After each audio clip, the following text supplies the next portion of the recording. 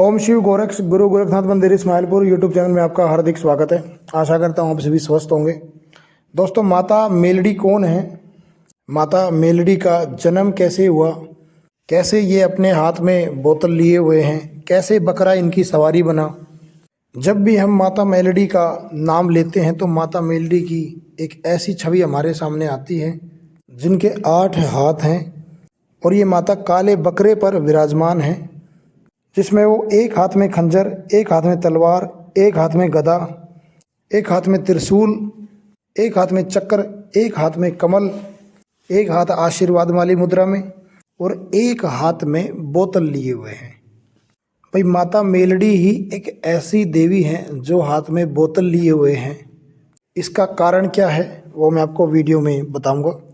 तो सबसे पहले जो लोग हमारे चैनल पर नए हैं वो इस चैनल को सब्सक्राइब कर दें, बेल आइकन को दबा दें ताकि आने वाली वीडियो आपको सबसे पहले मिले। तो सबसे पहले मैं आपको बता दे दूं कि माता मेलडी का जन्म कैसे हुआ। तो भाइयों, एक दैत्य था अमरुआ नाम का।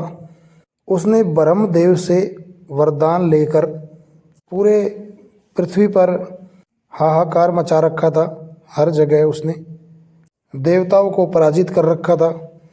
अब ये सब देखकर सारे जो देवता थे वो माता दुर्गा की शरण में गए और जब माता अमरोहा से युद्ध करने के लिए गई तो माता दुर्गा ने अपने 9 रूपों को धारण किया, 9 रूपों को अवतरित किया और अमरुआ से युद्ध करने लगी।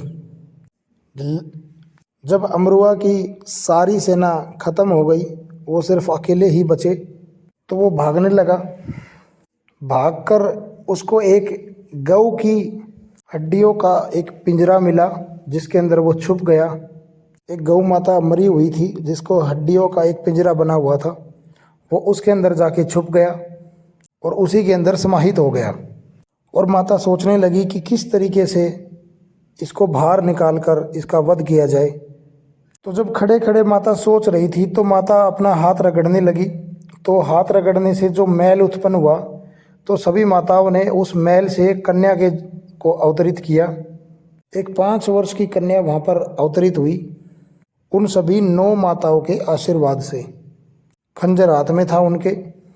जब उस 5 वर्ष की कन्या ने माताओं से पूछा कि मुझे क्यों आह्वान किया गया है, मुझे क्यों बुलाया गया है, क्यों मेरी उत्पत्ति की गई है, तो सभी माताओं ने बताया कि ऐसे ऐसे अमरुआ इसके अंदर छुपा हुआ है, समाहित है। तो उन्होंने उसको बाहर निकाला वहाँ से। उसके बाद वो एक सरोवर में छुप गया। वहीं पर माता ने उस अमरुआ दैत्य का वध किया। इस तरीके से अमरुआ दैत्य का वध हुआ। फिर माता का जो काम है वो समाप्त हो गया था। फिर माता 9 जो शक्ति हैं, 9 रूपों के पास गई और उनके जीवन का उद्देश्य उन्होंने पूछा। तो चामुंडा माँ ने उनको कामाख्या माता के पास भेज दिया, उनको कामाख्या नगरी में भेज दिया, क्योंकि कामाख्या तंत्र मंत्र की जो नगरी है वो बहुत ही विशाल है, बहुत ही बड़ी है।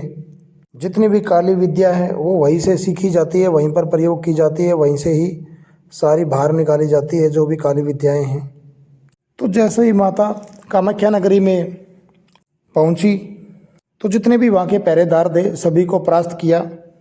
पराजित करते करते वहाँ का जो मुख्य द्वारपाल था, मेन द्वारपाल जिसका नाम नूरिया मसान, उसको पराजित किया। और फिर सोचने लगी कि मेरा जो इतना समय है इस नगरी में इन लोगों को भूत प्रेत मसान आदि विद्याओं को समझने में लग जाएगा। तो माता ने वो समय देखते हुए कि इसमें तो बहुत ज़्यादा समय लगेगा, इसलिए उन्होंने क्या किया कि सभी को घोलकर उन्होंने एक बोतल में डाल लिया। और जब सभी को बोतल में डाल लिया और जो बचा हुआ था उसको बकरा बनाकर उस पर सवार हो गई और फिर वहाँ से बाहर आने लगी। तो सभी देवताओं ने माता का जयकारा लगाया और तभी से माता चामुंडा ने माता का नाम मेलडी दिया, क्योंकि मैल से उत्पन्न वो 5 वर्ष की बच्ची ने जन्म लिया था, इसलिए उनका नाम मेलडी ही रखा गया। और आगे चलकर कलयुग की सबसे बड़ी और एक अनोखी शक्ति के रूप में विराजित हुई। विराजमान हुई। तो ये थी इनकी माता मेलडी की जन्म स्थान और जन्म की कहानी कि किस तरीके से इनका जन्म हुआ, क्या इसके पीछे रहस्य था।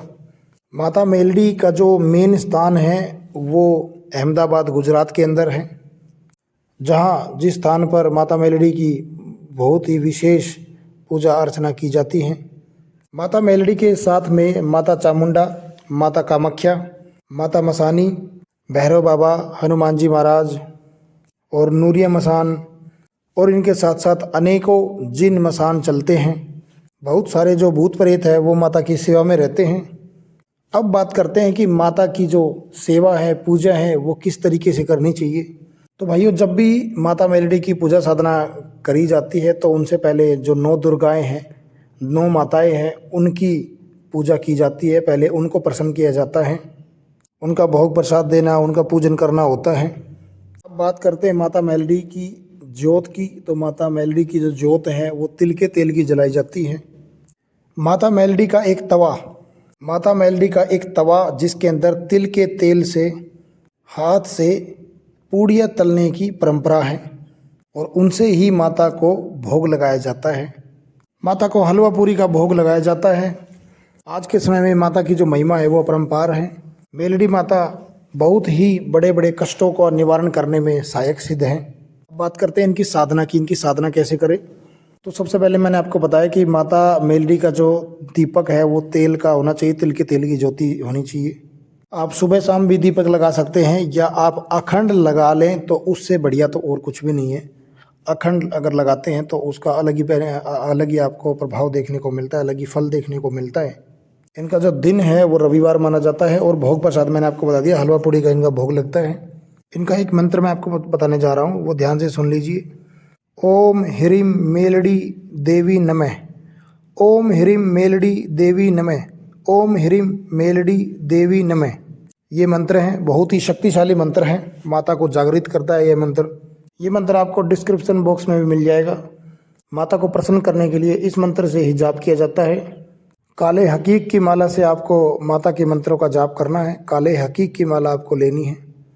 आप सुबह और शाम कितना भी आप 5 माला, 10 माला, 11 माला, 21 माला, 31 माला, 51 माला, जितनी आप अपने सामर्थ्य के अनुसार आप उतनी माला आप कर सकते हैं।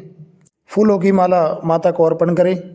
साधना आपको कितने दिन तक करनी है ये आप अपने गुरु से परामर्श करके आप उनकी आज्ञा अनुसार आप 11 दिन, 21 दिन, 41 दिन, जितने भी दिन आप कर सको उतने दिन तक आपको ये सेवा उठा सकते हैं।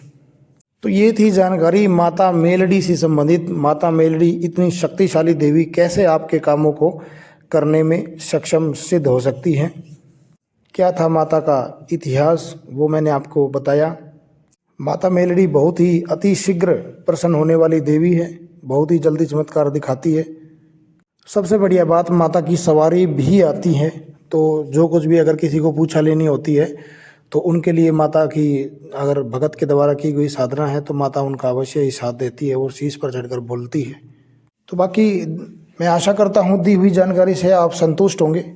लाइक करें, शेयर करें, कमेंट करें, इस वीडियो को और भी लोगों तक शेयर करें ताकि आपको उसका पुण्य प्राप्त हो, किसी का भला हो, किसी के ज्ञान में वृद्धि हो। बाकी हम मिलते हैं एक नई वीडियो के साथ। जब तक के लिए ओम शिव गोरक्ष हर